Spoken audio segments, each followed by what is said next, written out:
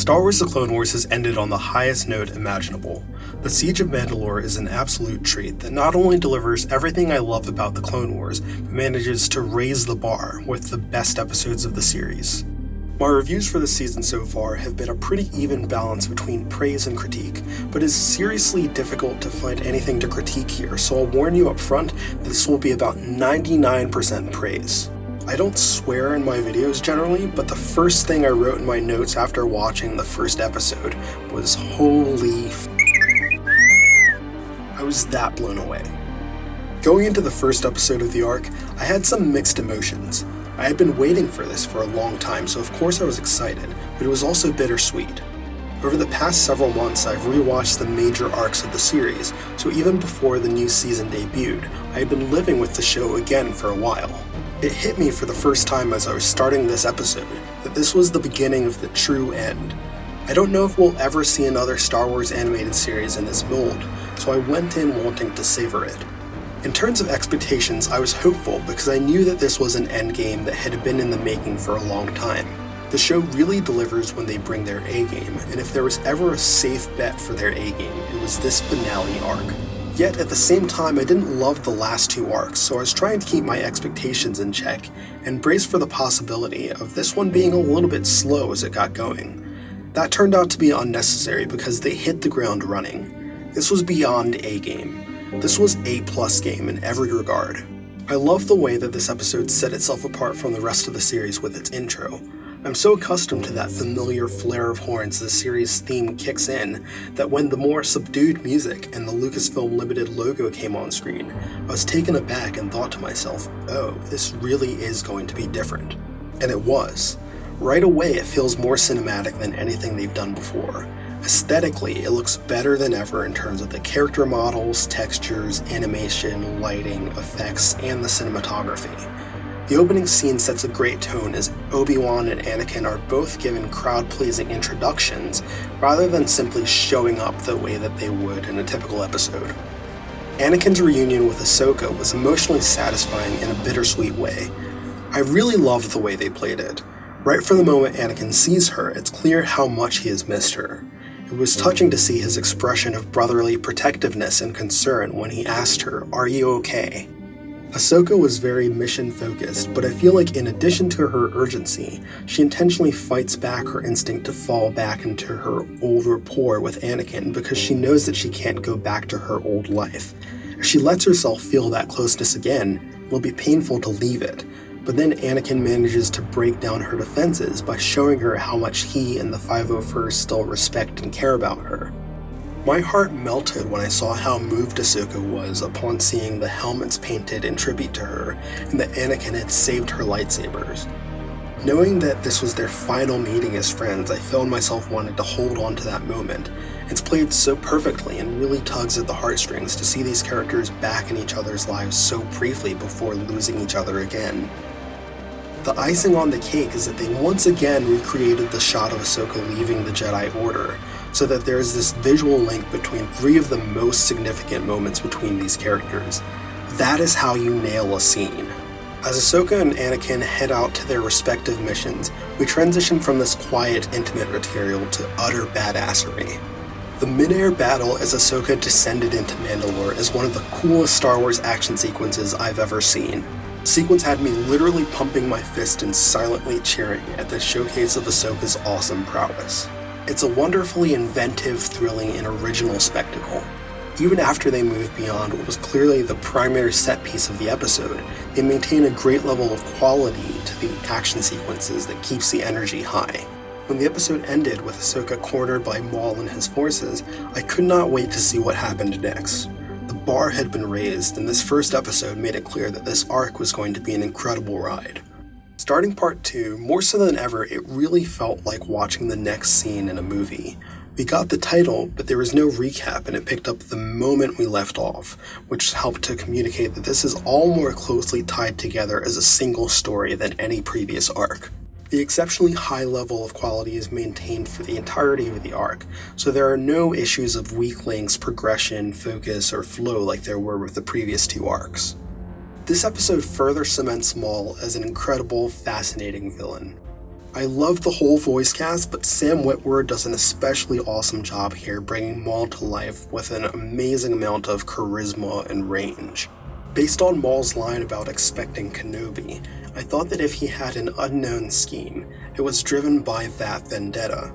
Once we know that Anakin is his focus, we're brought into this cool ride with Ahsoka wanting to know what Maul knows and what his true intentions are.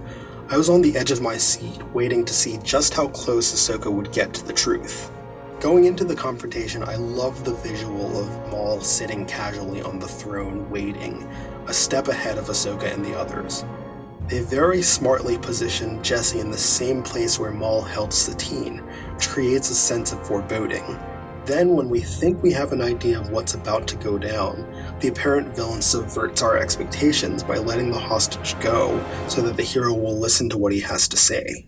It turns out that Maul's driving motivation right now is to take down Darth Sidious. I thought this was a very cool twist that this character who has mostly been a threat is, in this moment, possibly the galaxy's best hope. He's not a hero or even an anti-hero, but his desire to take down the greatest threat to the galaxy positions him in an interesting place. As Ahsoka suggests, he may want to replace Sidious, but we do see that he has genuine, intense fear for what Sidious has planned, so this frames Maul differently than the classic power-hungry Sith apprentices, whose only objection to the evil master plan is that they aren't the ones running the show. This scene does a great job of drawing parallels between Ahsoka and Maul's paths, so even though they don't have any significant shared history, this moment feels like a climactic culmination of their journeys within the series, and Ahsoka is seemingly swayed enough to temporarily join Maul to act on the knowledge he's providing for the greater good. Then Maul tells Ahsoka the truth about Anakin, and she simply can't believe that he could become this awful tool of destruction. We've seen how Palpatine keeps just about everyone blind to the truth through manipulation, but within a story that has done so well at showing the bond between Ahsoka and Anakin, it tugs at the heartstrings to see that she can't believe the truth because of the strength of her faith in Anakin. I do kind of question the convenience of Maul having a vision that told him that Anakin is the new apprentice. I suppose it makes sense since he's connected to the dark side and wouldn't be blinded to it the way the Jedi are. Holding back on Maul's knowledge and goals played into the dramatic tension of this episode, but now that we know, it would be great to see how he initially reacted to this vision. It makes me want Son of Dathomir to be adapted into an animated special even more. A film version of that story would be a great place for this vision to occur. Even with all that great character work, I think this episode will be most remembered for the incredible lightsaber duel between Ahsoka and Maul. This was not only the best lightsaber duel of the series, but one of the best of all time. It hit that balance between great choreography that's a thrill to watch, and a compelling narrative that treats this fight as a meaningful clash of characters. I'm so glad that they went the extra mile to utilize motion capture performed by original Darth Maul Ray Park and Lauren Mary Kim. It truly feels like a gift to the fans. Seeing how great this duel looked made me wish they attempted this sooner, because although the series had had some great fights in its own less grounded style, the quality of the choreography and the realism of the movements put this one in a league of its own. After what they achieved here, I'm really hoping that we get another high-quality Star Wars animated series and some Clone Wars specials within the next few years so they can deliver more action of this caliber. The fight does a great job of showing that Maul is the more skilled duelist. We see him disarm Ahsoka at multiple points, and although she keeps her cool demeanor while facing him, when she gets a moment to catch her breath, we see how much this fight is taking out of her. It's a pretty unique dynamic because Maul ultimately wants to humble her and assert dominance the way he did when Savage challenged his authority. He respects her abilities and sees her as someone who could be swayed to become a valuable ally, so he'd prefer not to kill her. The culmination of this battle parallels Empire Strikes Back and how Maul literally backs Ahsoka onto a ledge, creating a situation in which she seemingly has no choice but to accept his offer. Ahsoka wins because she has enough skill to take advantage of his overconfidence and assumption that she's defenseless. I love that it ends this way rather than simply having Ahsoka be better than Maul, or just so special that the Force allows her to defeat a more skilled opponent. It's a perfect way of having her triumph that really suits her character in this point in her journey. In the aftermath of the fight, we see Maul screaming for them to let him die, and warning them that they're all going to burn. It evokes the madness that we saw when Savage first found him, and really increases the sense of foreboding moving into the second half of the story. Part 3 gives us an eerie calm before the storm. There's an interesting dissonance because there are some moments that feel like a resolution, but we know things are about to go terribly wrong. I really enjoyed the overlap they made with the Jedi Council meeting in Revenge of the Sith. When you see how that conversation flows together, it really feels organic and gives the sense that Ahsoka was just off-screen within the film. One moment that I haven't seen discussed is the exchange between Ahsoka and Yoda. When Yoda asks about Ahsoka referring to her duty as that of a citizen rather than a Jedi, Ahsoka doesn't flat out say that she's done with the Jedi forever. She says, "Not yet." It's interesting to consider that had things not gone wrong, Ahsoka was contemplating an eventual return to the Order. As the conversation concludes, Ahsoka decides not to inform the Council of what Maul has told her about Anakin. Some fans have been critical of this decision, but I think the story has done a good job of providing context as to why this is Ahsoka's course of action. First, given Ahsoka's personal history with the Council failing to give her the benefit of the doubt, it's easy to see why she's hesitant to cast suspicion upon Anakin, especially when the information comes from a source that she doesn't trust. On top of this, Mace Windu keeps Ahsoka at a distance, not only by withholding information, but passive-aggressively throwing her citizen status in her face. It essentially communicates that the Council doesn't fully trust her, so it makes it even more difficult for her to trust them.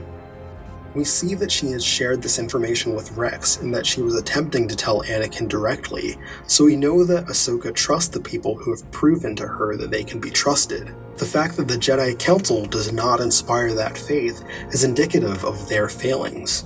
After leaving Mandalore, this episode made it very clear why Dave Filoni chose to focus the season on both Ahsoka and Rex. As the story moves toward its climax, it really comes to focus on their friendship. Their conversation on the bridge allowed for a touching expression of their friendship, as well as a reflection on how the war has defined both of their lives. It was a great moment of two people wondering who they will be now that the only situation in which they know how to function is on the verge of ending. Of course, it's tinged with the dramatic irony of the audience knowing that the change that's about to occur is something much darker than either of them can imagine.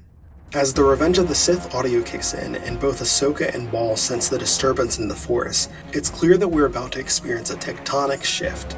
Anakin's decision is the vital turning point within the film, so it's fitting that its impact is felt so tangibly here when the consequence of that event is about to play out in this story. I especially appreciated the blending of Hayden Christensen and Matt Lanter's voices as Anakin, since it effectively married both performances as valued parts of the character. When the actual moment of Order 66 happened, I was surprised by just how personal they were able to make it. Going into the story knowing that Rex was ultimately able to remove his chip, I saw a lot of speculation that he would somehow remove it before the Order came. It was jarring to see the clone who he spent the most time with forcibly turned against his friend. I kept re-watching the moment of Rex fighting the programming long enough to tell Ahsoka to find Fives. He has such a short window before the programming takes over, and in that moment we see the struggle and the emotional turmoil with his hands trembling and the tear that runs down his cheek. I loved how vital Five's story became to Ahsoka and Rex's survival. While the original arc of his death was brilliantly tragic in how futile his efforts seemed, it was heartwarming to see that his sacrifice ultimately saved the lives of two of the series' most beloved characters. Maul's rampage delivered badassery on par with Vader's Rogue One hallway attack. In both cases, there's conflicting emotion as a viewer because you feel sorry for their victims, but the bad guys look so cool as they tear through them. Maul's scene might even have the edge in my book because of the inventiveness he's forced to employ due to being unarmed. Force ripping the panels off the wall to use as both shields and weapons was crazy cool and delivered some brutal kills. It was moving to see Ahsoka fight so hard to free Rex from his programming and get her friend back. Yes, it's in her best interest of survival to have an ally, but she arguably would have stood a better chance if she had aligned herself with Maul and simply cut through every clone who got in her way. The episode established a foundation of just how much Rex and Ahsoka mean to each other, so just like how he fought as hard as he could to give her the information she needed, she fights so they can make it out of this together. Seeing Rex shoot his own men to protect Ahsoka was another moving display because we know how much it must pain him to do that. The final episode was surprisingly thrilling and epic. For a story in which I knew the two main characters were going to survive, they really managed to keep me on the edge of my seat. Even considering their decision to use non-lethal tactics, Ahsoka and Rex's action sequences throughout the episode maintained the level of flair and excitement that the first 3 parts delivered. Moving towards the end, this episode really became a series of emotional gut punches. The moment when Ahsoka removed Rex's helmet to reveal his tears hit hard. It's heartbreaking to see them have to confront friends who are hunting them against their will, especially Jesse. It was a very smart move to show us in the second episode that Jesse would rather let Maul kill him than betray Ahsoka. We know he's a good, loyal guy, and we wish as desperately as Ahsoka and Rex that they could save him. It really ramps up the stakes because we're not just watching to see how they survive, we're hoping they can do it while keeping everyone else alive. As we enter the chaos of the crash sequence and it becomes apparent that the others will die following their programming, it's crushing. On top of that, we see the lovable, heroic droids mercilessly executed for their role in aiding Ahsoka and Rex. I appreciate the decision to keep footage from this episode out of the marketing because I was really not expecting them to deliver such a huge set piece with the escape from the ship. It was a great callback to the mid-air battle from Part 1, but the tone of it is so bleak and desperate that it really has its own identity. The aftermath of the crash was deeply saddening. Prior to Clone Wars, I remember watching Revenge of the Sith and feeling like the clones were these emotionless traitors without loyalty to the Jedi they served under. The series beautifully humanized them, but I didn't expect this degree of tragedy as we wrapped up their story. It's a reminder that these were good men who were ultimately victims themselves because of the way that they were used. The visual callback of the memorial mirroring the assembly of the clones greeting Ahsoka was brilliant and incredibly moving. Then to add to that with the series unveiling of Darth Vader for a callback to the sweet moment of Anakin giving Ahsoka her lightsabers really hammers home the loss while signaling to us that this era we've grown to love has come to an end. Having Darth Vader choose to keep Ahsoka's lightsabers presents a nuanced final look at this character within the series. As much as he's changed, it's a signal to us that he retains that defining Anakin Skywalker trait of holding on to the things he cares about.